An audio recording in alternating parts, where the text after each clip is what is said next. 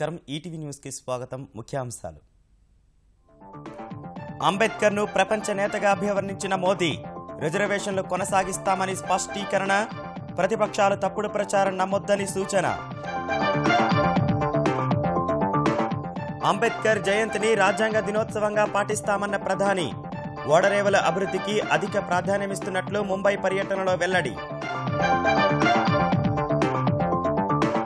కమతాల ఏకీకరణతో రైతులకు మేలు జరుగుతుందన్న కేసీఆర్ ముందుకు రావాలని పిలుపు ఉగాదికి 2 పడక గదుల ఇళ్ల నిర్మాణం పూర్తి చేస్తామని హామీ ఈ నెల 13 నుంచి దసరా ఉత్సవాల స్థాయిలో అమరావతి వేడుకలు జన్మభూమి కమిటీలకు చంద్రబాబు నిర్దేశం ప్రజల్ని మమేకం చేయాలని సూచన ప్రభుత్వాసుపత్రుల్లో సేవలు మెరుగుపడాలన్న ఆంధ్రప్రదేశ్ ముఖ్యమంత్రి దేశానికే ఆదర్శంగా నిలిచేలా చర్యలు చేపట్టాలని అధికారులకు ఆదేశం బీహార్లో రేపు తొలి విడత పోలింగ్ పటిష్ట భద్రతా ఏర్పాట్లు చేసిన ఎన్నికల సంఘం ఎన్డీఏ కూటమికి తలనొప్పిగా మారిన తిరుగుబాటు అభ్యర్థులు వన్డేల్లోనూ మారని భారత జట్టు తీరు దక్షిణాఫ్రికాతో సిరీస్ను ఓటమితో ప్రారంభించిన ధోనీ సేన ఉత్కంఠపూరులో 5 పరుగుల తేడాతో పరాజయం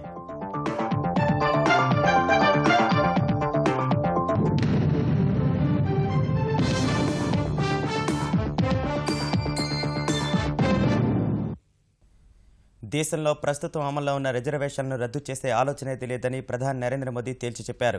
ఈ అంశంపై వివిధ రాజకీయ పక్షాలు చేస్తున్న ప్రచారాన్ని నమ్మొద్దని ఆయన విజ్ఞప్తి చేశారు. రాజ్యాంగ నిర్మాత స్ఫూర్తిగా అభివృద్ధిని ముందుకు తీసుకెళ్తామని స్పష్టం చేశారు. దేశంలో పెద్ద ఎత్తున ఓడరేవుల అభివృద్ధి సహా అంతరిక్ష పరిశోధనలకు అధిక ప్రాధాన్యమిస్తామని ముంబైలో వెల్లడించారు. దేశ రైల్వే వ్యవస్థ రూపురేఖలు మార్చడం సహా భారతీయ రైల్వేను పూర్తి స్థాయిలో ఆధునీకరిస్తామని ఉద్ఘాటించారు. ముంబైలో సుడిగాలి పర్యటన నిర్వహించిన ప్రధానమంత్రి నరేంద్ర మోదీ పలు అభివృద్ధి కార్యక్రమాలకు భూమి పూజ శంకుస్థాపనలు చేశారు. ముందుగా దేశంలోనే భారీ సరుకు రవాణా ఓడరేవు అయిన జవహర్లాల్ నెహ్రూ పోర్టు 4వ టెర్మినల్ నిర్మాణానికి శంకుస్థాపన చేశారు. 2 దశల్లో 7,900 కోట్ల రూపాయల వ్యయంతో దీని సామర్థ్యాన్ని రెట్టింపు చేయనున్నారు. అనంతరం ప్రధాని బాంద్రాలోని ఎంఎంఆర్డీఏ మైదానం వద్ద 2 మెట్రో మార్గాలకు శంకుస్థాపన చేశారు. తర్వాత శివాజీ పార్క్ వద్ద చైతన్య భూమిలో అంబేద్కర్ సమాధి వద్ద నివాళులర్పించిన మోదీ 400 కోట్ల రూపాయలతో ముంబై నడిబొడ్డున ఉన్న హిందూ మిల్స్ ప్రాంగణంలో భారీ అంబేద్కర్ స్మారక నిర్మాణానికి శంకుస్థాపన చేశారు. రాజ్యాంగ నిర్మాత బాబాసాహెబ్ అంబేద్కర్ కేవలం ఓ వర్గానికి మాత్రమే పరిమితం కాదన్న మోదీ మొత్తం ప్రపంచానికే స్ఫూర్తి అని పేర్కొన్నారు. అంబేద్కర్ జీవితంతో ముడిపడి ఉన్న 5 ప్రాంతాలను పంచతీర్థ్ పేరుతో అభివృద్ధి చేస్తామని ప్రకటించిన ప్రధాని రాజ్యాంగ రచన ప్రారంభమైన నవంబర్ 26వ తేదీని రాజ్యాంగ దినోత్సవంగా జరపనున్నట్లు వెల్లడించారు. आने वाले दिनों में पंचतीर्थ जिनकी लोकतंत्र में आस्था है, जिनकी सामाजिक न्याय में आस्था है, जिसमें देश की एकता और अखंडता में आस्था है, उन लोगों के लिए ये तीर्थाटन के यात्रा के धाम बनने वाले हैं. అంబేద్కర్ స్ఫూర్తితో ఆర్థిక ప్రగతిలో కీలకమైన ఓడరేవుల అభివృద్ధిని తమ ప్రభుత్వం ప్రధాన అజెండాగా భావిస్తోందని ప్రధాని వెల్లడించారు. आने वाले दिनों में 2 क्षेत्रों का प्रभाव रहने वाला है, एक सामुद्रिक और दूसरा स्पेस टेक्नोलॉजी का. 21वीं सदी में ये 2 क्षेत्र बहुत प्रभाव पैदा करने वाले हैं और इसलिए स्पेस हो या सी हो, भारत समय के साथ तेज गति से आगे बढ़ना चाहता है. తమ అధినేత ఉద్ధవ్ ఠాక్రేను ఆహ్వానించకపోవడాన్ని నిరసిస్తూ ఎన్డీఏ మిత్రపక్షం శివసేన ప్రధాని కార్యక్రమాలను బహిష్కరించింది. మాజీ ప్రధాని ఇందిరాగాంధీ హయాంలో విధించిన అత్యయిక స్థితి భారత ప్రజాస్వామ్యానికి పెద్ద దెబ్బగా ప్రధానమంత్రి నరేంద్ర మోదీ అభివర్ణించారు. ఎమర్జెన్సీ జ్ఞాపకాలను సజీవంగా ఉంచుకోవడం ద్వారా ప్రజాస్వామ్యాన్ని బలోపేతం చేసుకోవాలని పిలుపునిచ్చారు. లోక్ నాయక్ జయప్రకాష్ నారాయణ్ 113వ జయంతి సందర్భంగా ఢిల్లీలో నిర్వహించిన ఓ కార్యక్రమంలో పాల్గొన్న మోదీ అత్యయిక స్థితి కారణంగా దేశంలో కొత్త తరానికి కొత్త రాజకీయాలు వచ్చేందుకు ఆస్కారం కలిగిందని తెలిపారు. ఆనాటి పరిస్థితులను గుర్తు చేసుకోవడం అంటే ఎవరినో విమర్శించడం కాదన్న మోదీ ప్రజాస్వామ్య విలువలకు కట్టుబడి ఉండడం పత్రికా స్వేచ్ఛను కాపాడమేనని వ్యాఖ్యానించారు. అత్యవసర పరిస్థితికి వ్యతిరేకంగా పోరాడి జైలుకెళ్లిన భాజపా అగ్రనేత అడ్వాణీ, ప్రకాష్ సింగ్ బాదల్ సహా పలువురు నాయకులను మోదీ ఘనంగా సన్మానించారు. ఎమర్జెన్సీకి వ్యతిరేకంగా పోరాడిన మాజీ ప్రధాని వాజ్పేయి, ఎన్డీఏ మాజీ సమన్వయకర్త జార్జ్ ఫెర్నాండెజ్ ఇళ్లకు వెళ్లి వారిని పరామర్శించారు. विचार को समाप्त करने के लिए इमरजेंसी आई थी, व्यवस्थाओं को समाप्त करने के लिए आई थी, लेकिन उस विचार में ताकत इतनी थी कि इतनी बड़ी जंजीरों के बीच भी, इतने जुल्म के बीच भी एक पूरी नई राजनीतिक जनरेशन पैदा हुई देश में। భూకమతాల ఏకీకరణ ద్వారా వ్యవసాయంలో మెరుగైన ఫలితాలు సాధించవచ్చని ముఖ్యమంత్రి కేసీఆర్ వ్యాఖ్యానించారు. తమకున్న భూమి అంతా ఒకే చోట ఉంటే సాగుపై పూర్తి స్థాయిలో దృష్టి సారించవచ్చన్న ఆయన కమతాల ఏకీకరణకు రైతులు ముందుకు రావాలని సూచించారు. 2 పడక గదుల ఇళ్ల నిర్మాణానికి దసరా రోజు శంకుస్థాపన చేసి ఉగాది నాటికి పూర్తయ్యేలా చూస్తామని ఎర్రవల్లి, నరసన్నపేటలో నిర్వహించిన గ్రామ సభల్లో వెల్లడించారు. మెదక్ జిల్లాలో తన వ్యవసాయ క్షేత్రానికి సమీపంలోని ఎర్రవల్లి, నరసన్నపేట గ్రామాల్లో నిర్వహించిన గ్రామ సభల్లో ముఖ్యమంత్రి కేసీఆర్ పాల్గొన్నారు. ఈ 2 గ్రామాల్లో హైదరాబాద్ తరహాలోనే మౌలిక వసతులు కల్పిస్తామన్న ఆయన త్వరలో భూగర్భ మురుగునీటి పారుదల వ్యవస్థను ఏర్పాటు చేస్తామని వివరించారు. జలహారం పనుల తర్వాత 2 పడక గదుల ఇళ్ల నిర్మాణం పూర్తి చేస్తామని తెలిపారు. ఉగాదిలోగా ఇళ్ల నిర్మాణాన్ని పూర్తి చేసి కొత్త ఇళ్లలోకి గృహప్రవేశం చేయిస్తామని భరోసా కల్పించారు. ప్రజలు ఎక్కువగా ఆధారపడి ఉన్న వ్యవసాయాన్ని లాభసాటిగా మార్చుకోవాల్సిన ఆవశ్యకతను వివరించిన కేసీఆర్ ఇందుకు భూకమతాల ఏకీకరణ మంచి మార్గమని తెలిపారు. ఇల్లు కొత్తగా కట్టి దాన్ని పోయేది చాలా చిన్న పని. వ్యవసాయం పని ఏదైతే ఉందో అది చాలా పెద్దది. భూమి ఉన్న వాళ్ళు వ్యవసాయంలో ఎక్కడ రెడీ కావాలి, ఏం పంటలు రెడీ కావాలి, ఈ ఊర్లో ఇక్కడ ఉన్న వాతావరణంలో ఏ పంటలు వేయడానికి బాగుంటుంది. దాంట్లో మిగిలి ఉన్న ముఖ్యమైనటువంటి విషయం ఏంటంటే కమతాల ఏకీకరణ. అంటే నాకు జాగా 3 దిక్కులు నుండి, నీకు జాగా 3 దిక్కులు నుండి కుదరదు. అక్కడ నువ్వు రద్దు చేసుకోవాలి, ఇక్కడ నేను రద్దు చేసుకోవాలి, ఒక్కనే పెద్దగా చేసుకోవాలి. ఎంతమందికి భూమి ఒక దగ్గర చేసుకుంటే బాగుంటుంది అనే విషయం కూడా, ఎక్కడ ఎవరు మార్చుకోవాలని కూడా వివరాలు మీకు చెప్తారు. దాన్ని జబర్దస్త్ ఏం లేదు, దాని బలవంతం ఏం లేదు. మనకి ఏంటంటే కొన్ని పిచ్చాలు వాటి ఉంటాయి. నేను ఈడెందుకు ఇచ్చి పెడతా, ఆన్నే ఉంటా అని అనుకుంటారు. కానీ కమతం ఒక్క కాడికి వస్తే ఏమైందంటే భూమి ఉన్న నాకు ఎకరంన్నర ఉంది.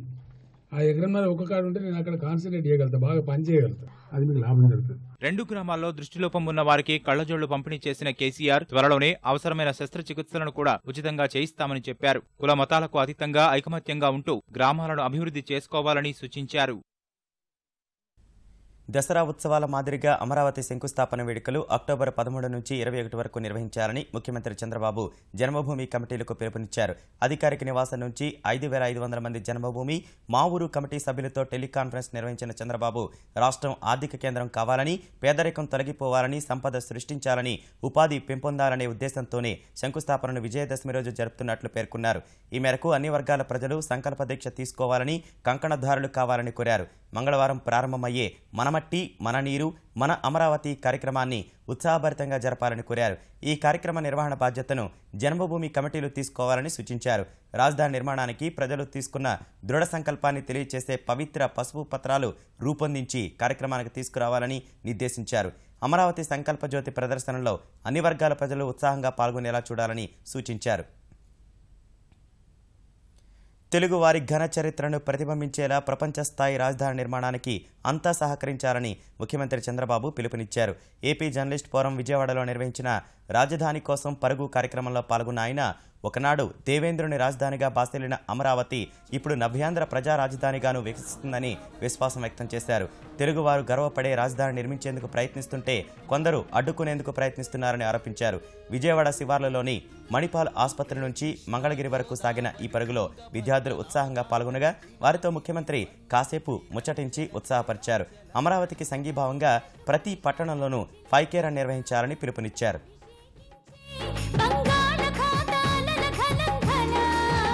శాస్త్ర నిపుణురాలు ఆంధ్ర శాకుంతల శతానేక శాస్త్రాలకు మేలు పంతిలా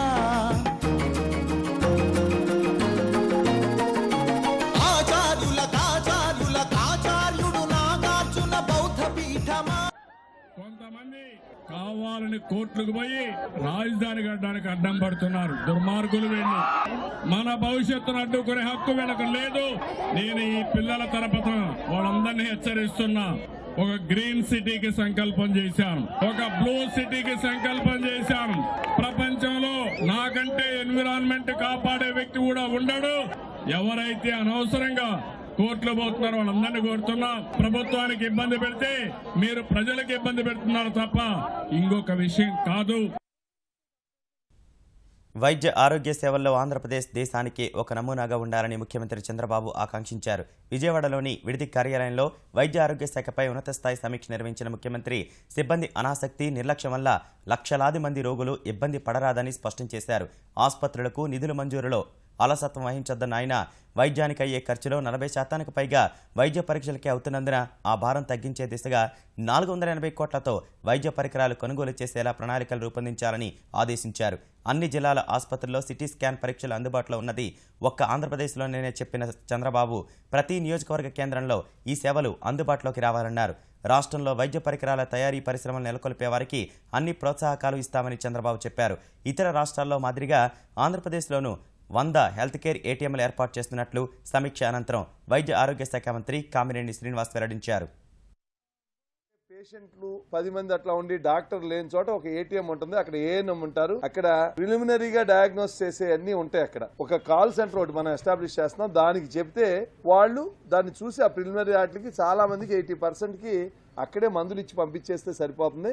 ఆ మందులు కూడా వెండింగ్ మిషన్ లాగా మనకి ఏదేది ఉందో ఆ కమాండ్ ని బట్టి అవి రిలీజ్ చేస్తాయి. ఆ వెండింగ్ మిషన్స్ కూడా ఒక 100 పిఎస్సీలో లో పిఎస్సీ, డిస్టెంట్ పిఎస్సీ ఎక్కడ డాక్టర్ లేకుండా ఇబ్బందులు పడతా ఈ ట్రైబల్ ఏరియా దాన్ని పెట్టి చేయాలనేది ఒక నిర్ణయం తీసుకున్నారు. దేశమంతా ఆసక్తిగా ఎదురు చూస్తున్న బీహార్ ఎన్నికల తొలిదశ పోలింగ్ రేపు జరగనుంది. 10 జిల్లాల పరిధిలోని 49 నియోజకవర్గాలకు పోలింగ్ జరగనుండగా 1,35,72,339 మంది ఓటు హక్కు వినియోగించుకోనున్నారు. రేపు ఉదయం 7 గంటల నుంచి సాయంత్రం 5 గంటల వరకు పోలింగ్ జరగనుండగా నక్సల్ ప్రభావిత ప్రాంతాల్లో శాంతి భద్రతల పరిస్థితిని బట్టి 3 లేదా 4 గంటల వరకు జరగనుంది. తొలిదశ ఎన్నికల్లో లౌకిక మహాకూటమికి ఎన్డీఏ కూటమికి మధ్య ముఖాముఖి పోరు నెలకొంది. కొన్ని చోట్ల మాత్రం ఎన్డీఏ మిత్రపక్షాల మధ్య ఆధిపత్య పోరు సాగుతోంది.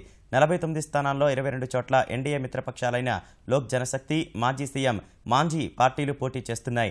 బీహార్ రాజకీయాల్లో దళిత నాయకుడిగా పేరున్న లోక్ జనశక్తి నేత రామ్విలాస్ పాస్వాన్ స్థానాన్ని ఆక్రమించేందుకు మాంఝీ విశ్వ ప్రయత్నాలు చేస్తున్నారు.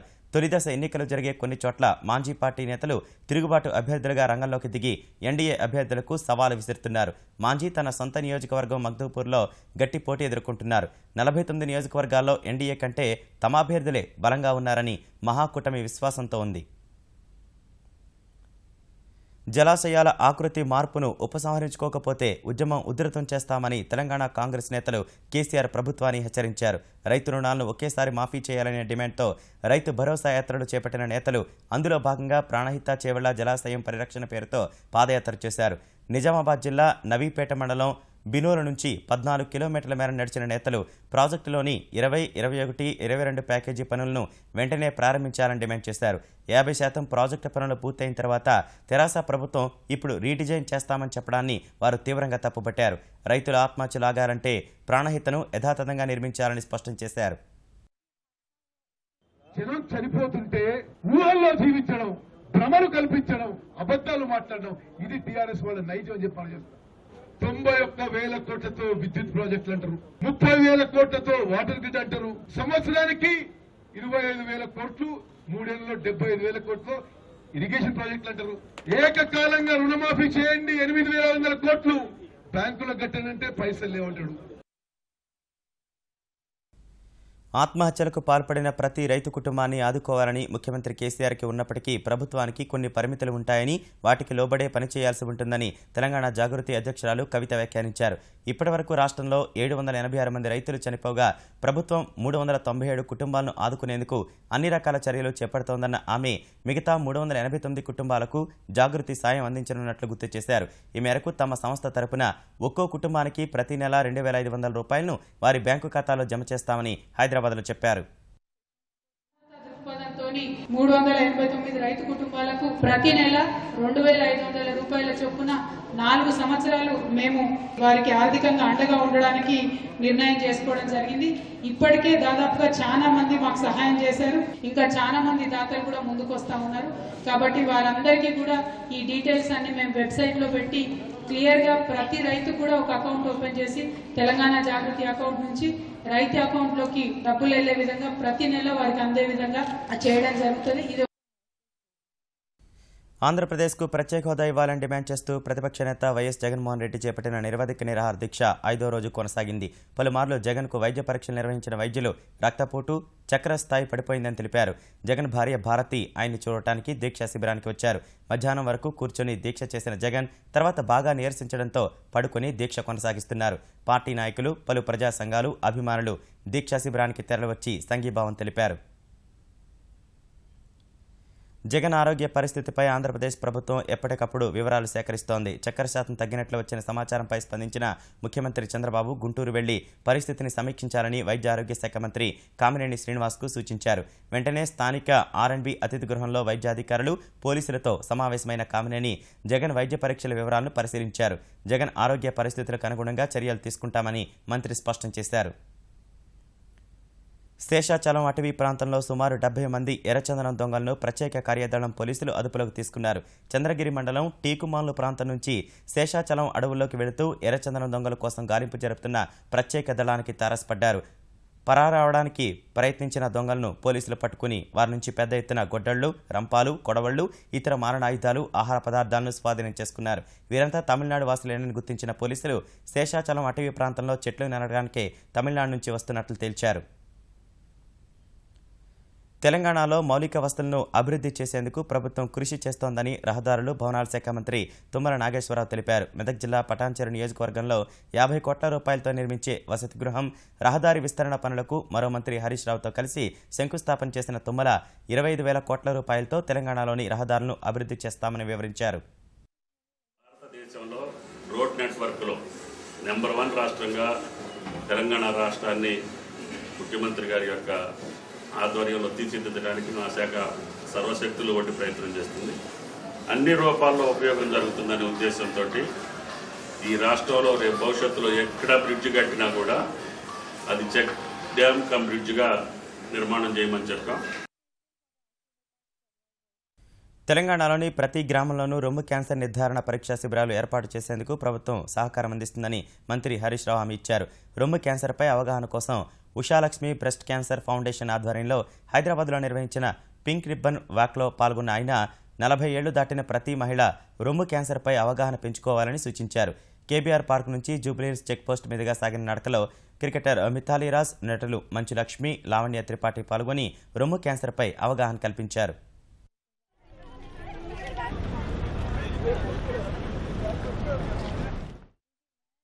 కొత్త రాజ్యాంగానికి వ్యతిరేకంగా అల్లర్లతో అట్టడుగుతున్న నేపాల్కు కొత్త ప్రధానిగా సిపిఎన్ యుఎంఎల్ నేత కేపీ శర్మ ఓలీ ఎన్నికయ్యారు. పార్లమెంటులో జరిగిన ఎన్నికల్లో ప్రస్తుత ప్రధాని సుశీల్ కొయిరాలాపై ఆయన 39 ఓట్ల తేడాతో విజయం సాధించారు. మావోయిస్టు పార్టీతో పాటు నేపాల్ ప్రజాతంత్ర పార్టీ, మాదేశీ ఫ్రంట్ పార్టీలు ఓలీ అభ్యర్థిత్వానికి మద్దతు పలికాయి. 2006లో జరిగిన ప్రజా ఉద్యమం తర్వాత గిరిజాప్రసాద్ కొయిరాలా నేతృత్వంలో ఏర్పాటైన మధ్యంతర ప్రభుత్వంలో ఓలీ ఉప ప్రధానిగా, విదేశాంగ మంత్రిగా పనిచేశారు. గతంలో 3 సార్లు నేపాల్ పార్లమెంటు సభ్యుడిగా ఆయన ఎన్నికయ్యారు. దేశంలో మాదేశీ పార్టీల ఆందోళనలతో భారత్ నుంచి దిగుమతులు తగ్గిపోయి సంక్షోభంలో చిక్కుకున్న నేపాల్ను గట్టెక్కించే సమర్థ నేతగా పార్లమెంటు సభ్యులు ఓలీకి మద్దతిచ్చారు. రైతు సమస్యలను పరిష్కరించాలంటూ పంజాబ్లో అన్నదాతలు చేపట్టిన రైలు రోకో ఉద్యమంతో ఆ రాష్ట్రంలో రైల్వే వ్యవస్థ స్తంభించింది. 5 రోజుల నుంచి రైతులంతా పెద్ద ఎత్తున రైల్వే ట్రాక్లపై చేరి నిరసన తెలపడం వల్ల దాదాపు 884 రైళ్లకు అంతరాయం ఏర్పడింది.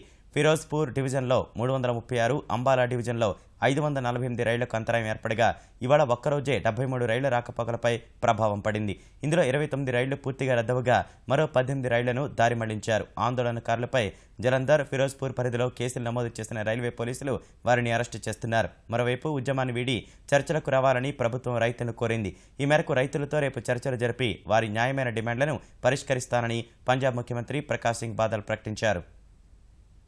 శనివారం మృతి చెందిన సీనియర్ నటీమణి మనోరమ అంత్యక్రియలు చెన్నైలో ముగిశాయి. మొదట మనోరమ భౌతికాయాన్ని టీనగర్లోని ఆమె నివాస గృహంలో ఉంచారు. తమ అభిమాన నటి భౌతికాయాన్ని కడసారి చూసేందుకు అభిమానులు, రాజకీయ, సినీ ప్రముఖులు భారీగా తరలివచ్చారు. మనోరమ మృతి పట్ల తమిళనాడు ముఖ్యమంత్రి జయలలిత, డీఎంకే అధ్యక్షుడు కరుణానిధి, కమ్యూనిస్ట్, భాజపా, కాంగ్రెస్ సహా వామపక్షాలు అంజలి ఘటించారు. సూపర్ స్టార్ రజనీకాంత్, కమల్ హాసన్, శరత్ కుమార్, అజిత్, విజయ్, విశాల్, ఖుష్బూ, రాధిక, స్నేహ, సంగీత దర్శకుడు ఇళయరాజా సహా పలువురు ప్రముఖులు తరలివచ్చి మనోరమకు నివాళులర్పించారు. అనంతరం చెన్నైలో అంతిమయాత్ర నిర్వహించి మైలాపూర్లోని శ్మశాన వాటికలో అంత్యక్రియలు పూర్తి చేశారు.